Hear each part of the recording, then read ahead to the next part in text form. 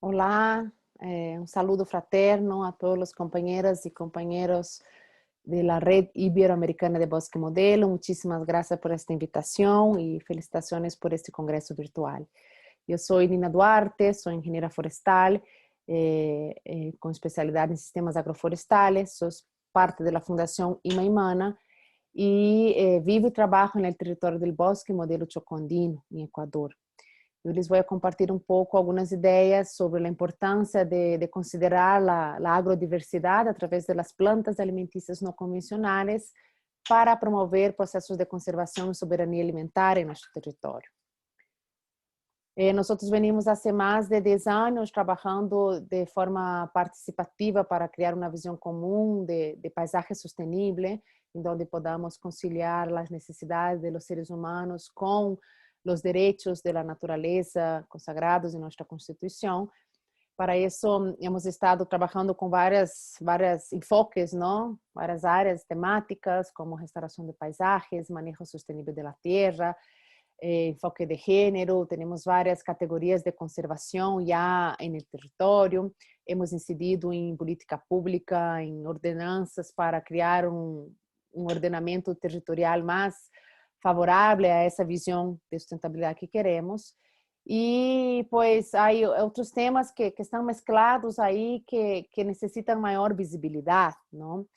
Que é, por exemplo, a relação que existe entre a alimentação, o modelo de agricultura para produzir esses alimentos e como esse modelo influencia a conformação de um paisagem. Nós nos alimentamos, esse acto de comer, não, de 3 a 5 vezes por dia, tem um efeito, mais allá de nossa saúde e de nossa economia, tem um efeito direto no paisagem. Não? Por exemplo, se nós se uma grande parte da população de um território consome produtos locais, não? Se existe um mecanismo, circuitos curtos de comercialização que fomentem a economia local, que promovam formas de sistemas de produção de agricultura familiar, a agroecologia é uma forma de encontrar esse vínculo, não? Outra forma seria também identificar, reconhecer, não? Estudar o valor da agrodiversidade para promover sua conservação e o uso, não? E a criação de uma identidade entre as pessoas e as plantas, não? E o próprio território, através da comida. Nós agora vivemos uma situação onde o sistema agroalimentar mundial impacta, não? Genera vários impactos sociais, econômicos e ambientais. Atualmente, 200 tipos de cultivos alimentam o mundo, de los quais 9 representam o 66% das terras não agriculturáveis. Estamos trabalhando em um modelo de produção que está focado no monocultivo, que desplaza as comunidades que fazem um uso muito grande, não, de agroquímicos que contaminam e generam montones de impactos sociais, econômicos e ambientais. Por outro lado, não, existem estudos que dizem que o 10%, se considera que o 10% da flora de uma região tem potencial alimentício. E isso nos leva a pensar que ao menos existem 30.000 plantas alimentícias no mundo que nos estão dando oportunidades para, não só para alimentar-nos, sino para ser mais soberanos, para ter liberdade, para ser mais saudáveis e fazer uma agricultura mais diversa. A maior parte dessas 30.000 plantas nós chamamos plantas alimentícias não convencionais, porque podemos comer, mas não são convencionais porque não estão na percha de mercado. Então, não estão porque nadie compra e nadie compra porque não estão. E nos quedamos submissos a uma lei de oferta e demanda de mercado que pouco a pouco nos vai levando a uma erosão de nosso patrimônio agroalimentar tão importante e perda de muitas oportunidades, não? Esse conceito nós chamamos punk, nasceu em Brasília através de um botânico chamado Valdeli Knup e consiste em todas as plantas que podemos comer, desde ervas que nascem como espontâneas, ou árvores como a paquira aquática, espécies que não cultivamos, não? Ou espécies que são sembradas, espécies nativas e exóticas, um grande abanico de possibilidades. E são bem interessantes porque são plantas em geral bastante rústicas, não? Como a que vem aqui, estão tolerantes e adaptadas a condições de baixa fertilidade, pouca água, não? Situações, incluso plantas mais resilientes para enfrentar os efeitos adversos que temos com o calentamiento global.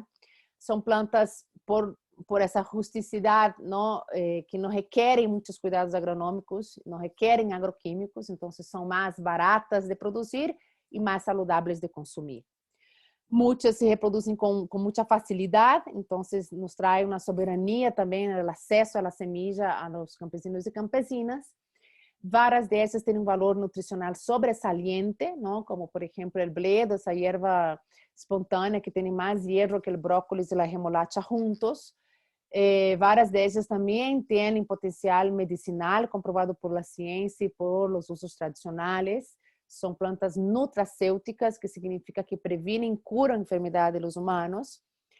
E são possibilidades para romper essa monotonia alimentar em que nos encontramos, que refleja diretamente a monotonia na agricultura que hacemos, não?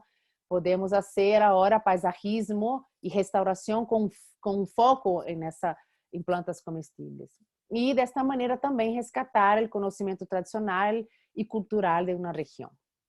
Nós, em los inventários que estamos fazendo, por exemplo, encontramos mais de 71 espécies de plantas alimentícias não convencionais, solamente em uma propriedade. Não? E 1 metro aqui de área de huerta, de ervas espontâneas, 5 de ellas, um grande porcentagem é planta comestível. Com isso, hicimos uma guia de plantas alimentícias não convencionais del Chocó-Andino, com a intenção de fortalecer uma estratégia territorial de uso sustentável e inclusivo da terra aqui no nosso território. Essa é uma guia com um linguagem super acessível, sencillo, prático, em onde apresentamos 37 plantas alimentícias não convencionais através dessas fichas, onde podem encontrar as partes comestíveis, se es crudo, cocinado, o aporte nutricional, como cultivar essas plantas, como reconhecê-las em campo, incluso receitas também. Então, temos desde frutas, árboles, ervas espontâneas, espécies como a Erythrina edulis, sumamente potenciais para utilizar em sistemas agroflorestales, sistemas silvopastoriles, integrar, não, produção de comida, forraje, recuperação de suelo e recuperação também de cultura. Existem várias outras espécies, não podem revisar em la guia, raízes, hojas, frutos. E, pues, nosso trabalho é justamente questionar, não, que rol tem a alimentação, o alimento nesse processo de governança de um território. E nos perguntamos, não, o que comiam os pueblos ancestrais, yumbos nesse território, como se relacionavam com o bosque, que uso faziam desses recursos e que podemos fazer agora para agregar valor a esses ecossistemas e promover sua conservação. Que frutas, verduras comiam nossos abuelos que estamos perdendo como oportunidade.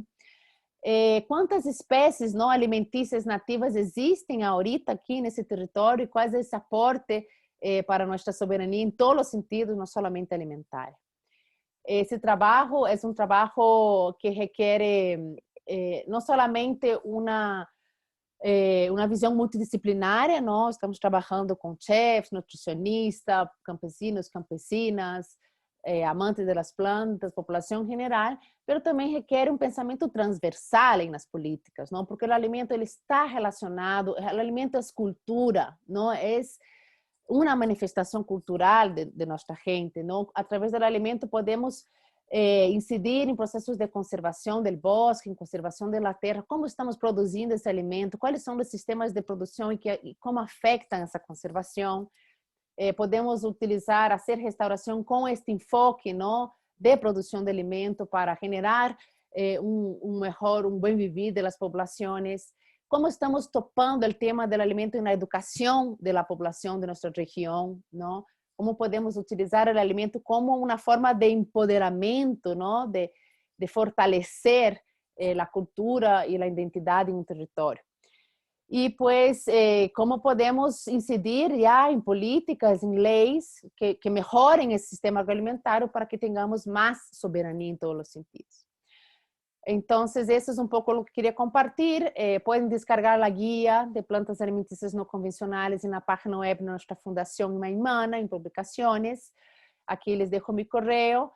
Y estoy encantada por cualquier inquietud o conversa y reflexión que quieran tener. Muchísimas gracias.